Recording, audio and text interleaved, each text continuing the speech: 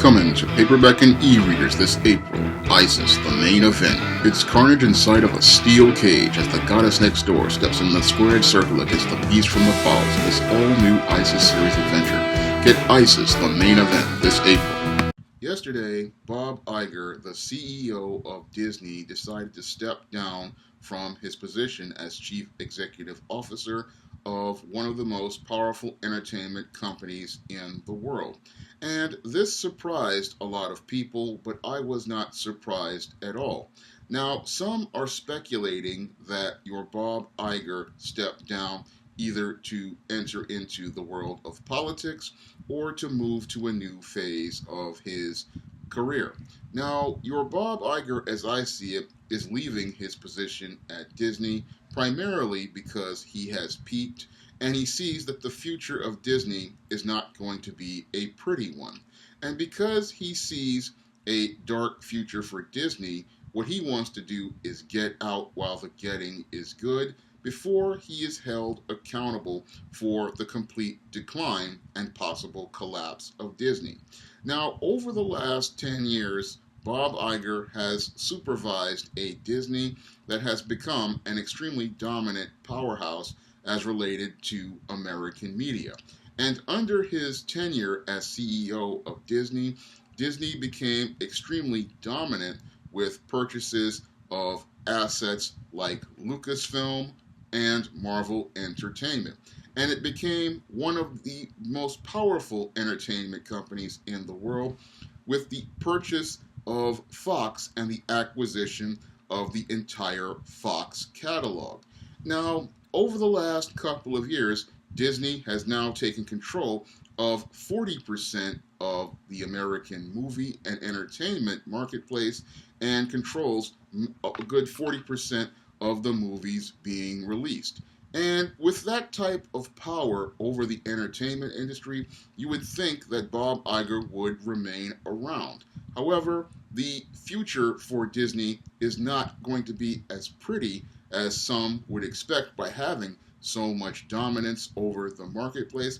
No, what's going to happen to Disney is going to go into a decline similar to the one that transpired back in the 1970s.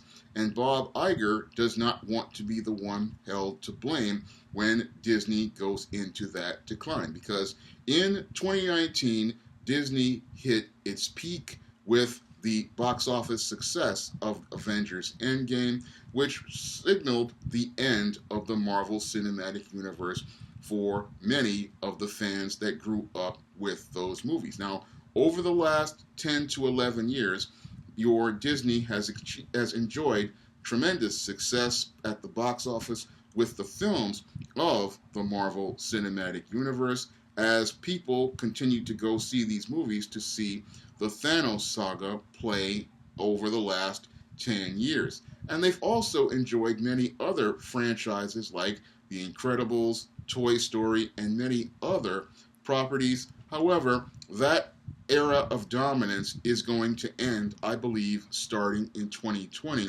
And Bob Iger saw the handwriting on the wall, especially with the way the second Star Wars trilogy underperformed at the box office.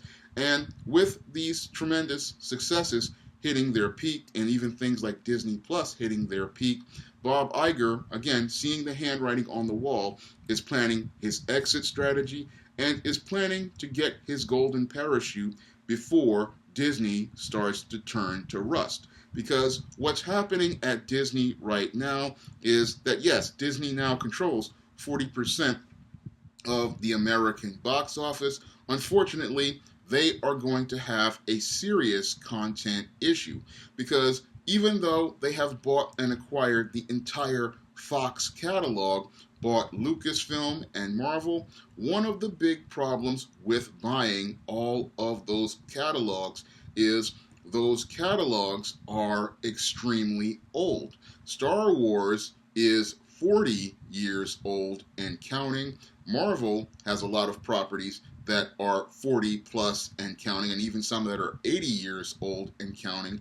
And your Fox has a lot of properties like your Alien and many others that are over 40 years old. And with all of these properties being extremely old, the current audience of Gen Z, millennials, and the next generation, they are not going to be as interested in watching these older properties. And your Bob Iger, seeing the chess game and the checkmate coming to Disney, he wanted to get out of there before he was held accountable for making these acquisitions of these old properties that were, yes, they were intellectual and popular throughout the world now, but in the next 10 to 20 years, they will become less popular and even in some cases forgotten, because some of these properties have already depreciated in value, and because they have depreciated in value, a lot of these properties that they tried to remake, like the new Predator movies and the new Alien movies,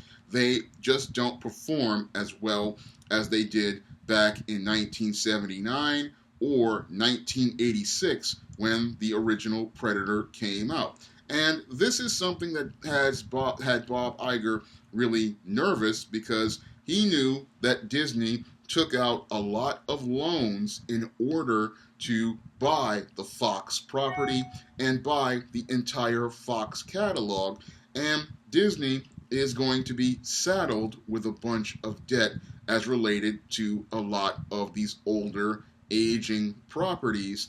And it's not in a position where your Disney will be able to effectively compete for the future. Yes, Disney buying Marvel, Lucasfilm, and Fox was a great deal in the short term because it generated a lot of press, but in the long term, it was an absolutely terrible idea because you're not really focusing on building a future where Disney can create new properties and create new assets that will allow Disney to compete in a 21st century marketplace. Because in a 21st century marketplace, it is going to be new characters by independent creators like myself that are going to be popular with younger audiences and going to be able to bring box office to Disney, and in addition to box office, bring licensing from things like video games, toys, and other lucrative marketplaces like merchandising. These new characters are the ones that the kids of the next generation are going to connect to, relate to, and identify with, because those characters are going to speak to those people's issues, and it's going to speak to their view of the world. And we see that transpiring with what Warner Brothers did with the movie Joker, where that film, while many people, even myself, thought it wasn't going to do anything, managed to be a tremendous success because it spoke to what people were doing and dealing with in today's world. But your Disney, they are so focused on trying to acquire all of these older properties and trying to retrofit them to fit to today's world. Unfortunately, what they don't understand is many of the properties they have acquired, they don't have any value because most kids never grew up with those characters, and some kids see those characters as their father's characters or even their grandfather's characters. And Bob Iger, seeing that he made a tremendous mistake, this is why he wants to head for the exit, because in his attempt to grab power and control over the entertainment industry, he overstepped the precipice and is now about to set Disney to fall into an abyss. And the reason why Disney, again, is going to fall into an abyss is because Disney is top heavy, Disney is debt heavy, and Disney is not in a place where it can be flexible enough to adapt to compete. Its much storied animation division is out of business. Its digital animation division is starting to produce a lot of woke concepts like Incredibles 2, which had a lot of feminism interjected into it, Toy Story 4, which had social justice narratives pushed into it, and Onward, which is looking like it has some alphabet identity politics shoehorned into it. And instead of focusing on stories that feature compelling characters, Disney is focused on pushing woke narratives in much of its material, and these woke narratives that seem to be running amok in places like Kathleen Kennedy's Lucasfilm, Kevin Feige's Marvel, and other assets in the Disney catalog. This is going to lead to the decline and possibly the downfall of Disney, because the content they are producing is not content that the audience can identify with, content the audience can relate to, or that the audience cares about.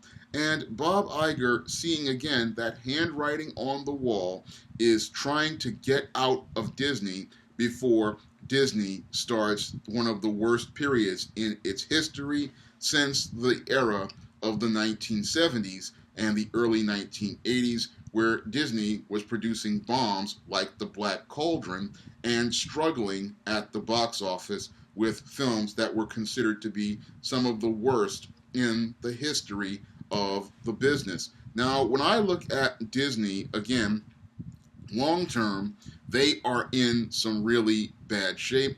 They are getting ready to head into some really rough waters. And what Disney wants to do is, what Bob Iger really wants to do with Disney is hand that over to Bob Chapek and use Bob Chapek, the new Disney CEO, as a fall guy to take the fall for all of his failures, because your Bob Chapek will be the one who takes the heat for many of these properties being aged and depreciated. Your Bob Chapek will be the one taking the fall for the poor performance of many of Disney's theme parks. Your Bob Chapek will be the one taking the fall for many of the new woke concepts failing at the box office, and he will be taking the fall for the failure of Disney Plus in the next 2 to 3 years, because a lot of people are looking at Disney Plus now and saying, oh, it's such a success because it has millions of subscribers. However, that number is going to peter out because Disney, again, has a content problem as related to Disney Plus. Yes, Disney Plus has some very compelling content for some people in the early part of the introduction, but as I see it, that content pool is extremely shallow. And with the content pool of Disney Plus being extremely shallow as related to new content and new properties that aren't connected to anything in the past, this is where we're going to see some serious trouble for Disney Plus, the other big billion-dollar asset that Bob Iger sunk so much of Disney's money into. Because your Disney Plus, again, short term, is getting a lot of attention for things like The Mandalorian, things like Falcon and Winter Soldier, WandaVision, and the MCU extension as related to Phase 4.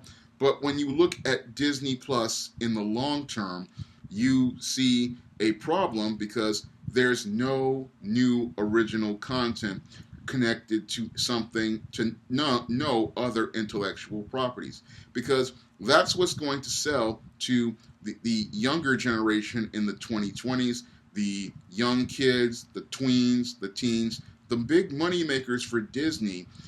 Those groups, they need brand new concepts, brand new characters, and characters not connected to anything in the past if you hope to build a future competitively for the Disney media empire. And what Disney has not done under Bob Iger is create those brand new characters that kids of this generation will see as their own.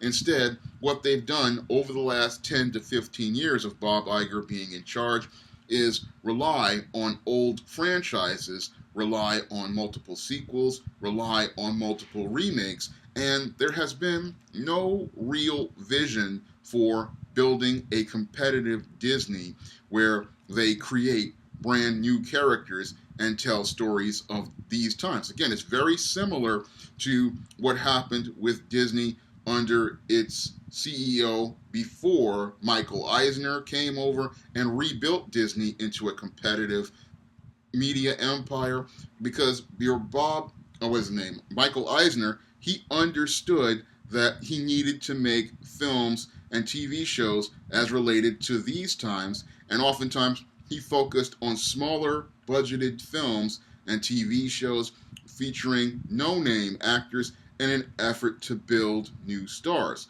But your Bob Iger never focused on building new stars. He never focused on building new talent. And this is a big problem for Disney because they don't have anything featuring new stars or new talent. And the MCU, again, was filled with old talent and older stars, and many of those actors are in their 50s, so there's no way to build onward and move forward with the MCU, with Robert Downey Jr. being in his mid-50s and many of the other actors aging up so far, nor is there any place for Star Wars to go because of the complete damage that Kathleen Kennedy perpetrated on that brand and practically damaged it because she didn't develop and cultivate new stars. Your Daisy Ridley and your John Boyega did not get over with the fans because she promoted this feminist and woke narrative in Star Wars. And many of their other properties, again, are older properties, and you can only remake Alien and Predator and even push out Simpsons properties past a certain point because these properties are nearing their expiration date and they're headed towards becoming irrelevant, like Lone Ranger in the eyes of a millennial. When you say the word Lone Ranger, Tarzan, or Green Hornet, or many of these other characters who came from the pulp era to a millennial, they will look at you and ask who that is or why they should care about them, because the world was a completely different place when those characters came out, and they were a commentary on a different age. Now, that doesn't work for today's era, because in this era where where people aren't reading as many newspapers or magazines or pulp fiction, these characters, they have less of a value to people who are in their teens and early 20s. And your Bob Iger knows this the same way about many of the characters we see today, like your Star Wars, like your Marvel characters, like your Alien, like your Predator, like your Simpsons, and many other characters in Disney's aging catalog. Then he knows these characters are starting to age out because the audience has aged out, and he knows that this is the beginning of the end for Disney, and he doesn't want to be there when the Disney ship hits the iceberg and starts to sink. Nor does he want to be held accountable. So what he did was step down immediately, and he's left Bob Chapek holding the bag. But poor Bob Chapek doesn't see the bag he's been held, a bag with a big hole in it, and a bag that's filled with a lot of debt from that purchase of Fox. And he doesn't see that Disney's box office is not going to be good for 2020, because when I look at their slate of movies, again, Eternals does not look strong. Onward, with this announcement, is not looking strong. And a lot of the speculation that there's going to be a lot of push for woke content in Disney Plus shows like The Mandalorian. This does not look good for Disney. And again, your Bob Iger, he wants to escape the sinking ship before the ship really starts to take water, and he has to be held accountable for setting a course where Disney takes water and starts to sink under many of his bad business decisions. If you'd like to see me make more videos like this, you can donate to my Patreon, my PayPal, and my Cash App by clicking the links in the description box. And if you want to try some of my SJS Direct books in the SJS Direct universe, like the ISIS series, the E-Steam series, the John Hayes series, and the Spinsterella trilogy, you may do so by clicking the link to Amazon.com, where you can find my books in paperback and Kindle format. That's all I have to say for this video. You can comment, rate, and subscribe. Now available in paperback and e-readers, Isis, the Beauty Myth. Learn the beauty secrets of the goddess next door in this action-packed Isis series adventure. Get Isis, the Beauty Myth at online booksellers everywhere today.